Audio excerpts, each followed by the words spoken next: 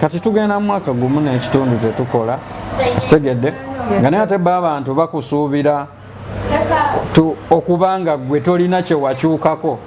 okitegedde bw'ogamba omuntu nti siri bulungi ng'akugamba tolinayo mulimu mulala gw'okola lwaki akola mu saaluuni omuntu bw'amubuuza okola mulimu kinti nkola mu saaluuni tebamubuuza mulala nyeffe abayimbi kimunyooma ogwaffe omuntu waga ndi muyimbi ng'oli amubuuza omulimu ki omulala gw'okola lwaki mumanyira omulimu gwaffe ekibuuzo ekyo kyenyiiza okitegedde mbuuza bubuuza nti okolayo ki ekira naye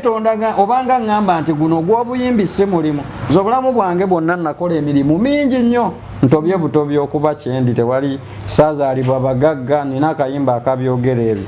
naye ekintu ekimbeezezzaako obulungi it is music so kati omuntu ambuuza nti okola mulimu ki omulala nnyiiza kati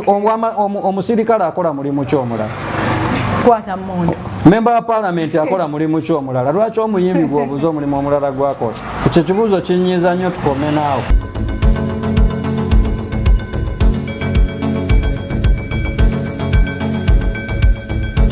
Okay, kati tukyagenda maaso ne program yaffe manya owakabiwo omutegere bulungi obenga omutegerera nno ddala kakati tukyaline Izon T. Izon T twandetaze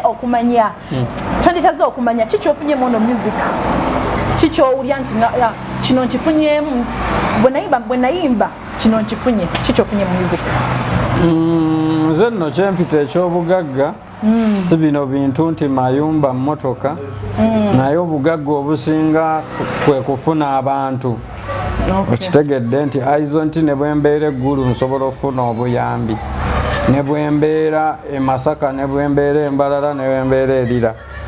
abantu tebasobola kuŋŋaana 10 ne kubulako 5 abammanyi kati olinga abantu bagamba munafuna ennyumba biki ennyumba yange yiino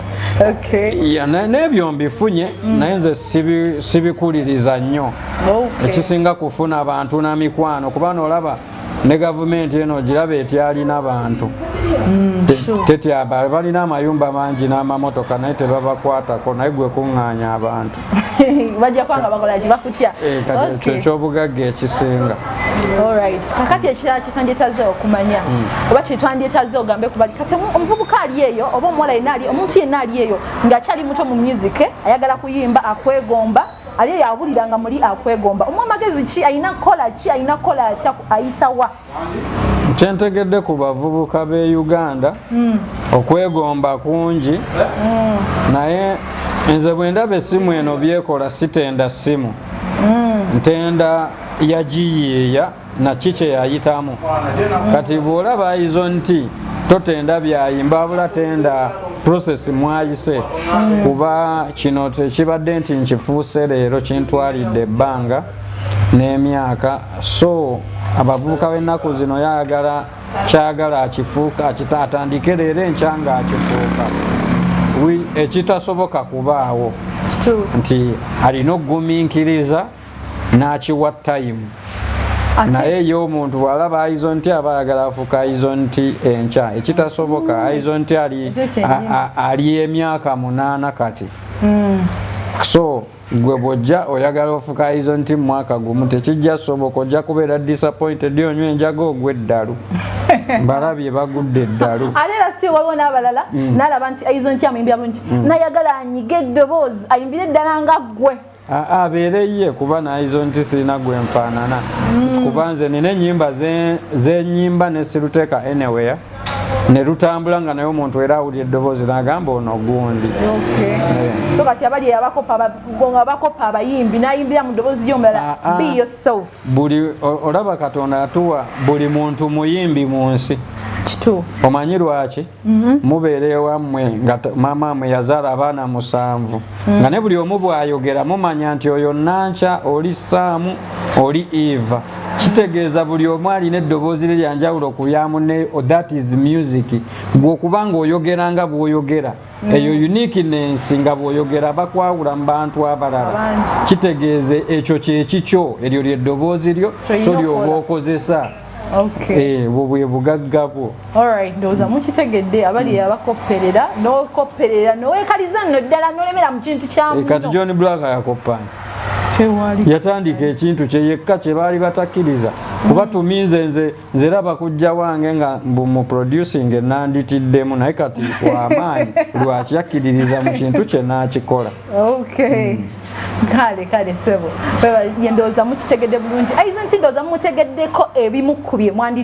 kubye mwandyetaaze okumanya nga kujukiza nti eno program okugikutusako mbeera omwesitana ombwat abakikiri tondyetaaze okumanya ekintu kyakyo tondyetaaze okumanya challenge like oba kale bisoomozebwa ki byoyiseemu mu music kyoga nti kino bannaye kinsuseeko mu music noga nti kino no nze muvudde emabega nga bwe bambuuza ekyo ekibuuzo ngamba challenge sizirina nzita process nga bwogamba nti okumbuuza ebyo byombuuza olina gye wabiyigira tebwakyalumu n'okitandika oba onaakutte kamera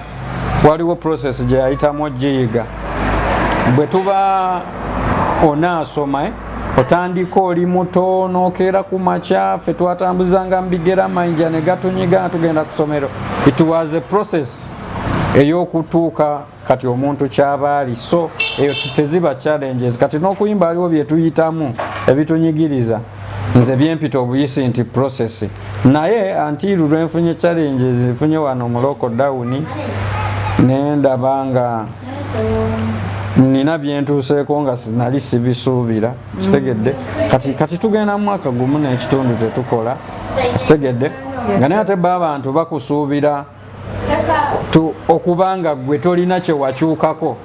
okitegedde bw'ogamba omuntu nti siri bulungi ng'akugamba tolinayo mulimu mulala gw'okola lwaki akola mu saaluuni omuntu bwamubuuza okola mulimu kinti nkola mu saaluuni tebamubuuza mulala nyeffe abayimbi kimunyooma ogwaffe omuntu waga ndi muyimbi ng'oli amubuuza omulimu ki omulala gw'okola lwaki mumanyira omulimu gwaffe ekibuuzo ekyo kyennyinza okitegedde mbuuza bubuuza nti okolayo ki ekira naye tondaga obanga ŋŋamba nti guno gw'obuyimbi si mulimu nze obulamu bwange bwonna nakola emirimu mingi nnyo ntobye butobye okuba kyendi tewali saazaalibwa bagagga nina akayimba akabyogera ebyo naye ekintu ekimbeezezzaako obulungi it is music so kati omuntu ambuuza nti okola mulimu ki omulala nnyiiza kati omusirikale akola mulimu ki omulala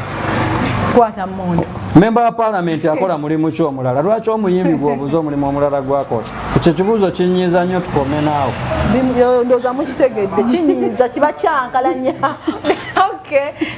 kale teyanziza sebo ebimukyankalanya ebyobuuza mulimu ki omulala music nagwo mulimu ndowooza mukifunye bulungi abali eyo music nagwo mulimu mwebale kubeerako mwebale kufollowinga mwebale kulikinga mwebale kwekumira ku good talent lere bulungi mweraba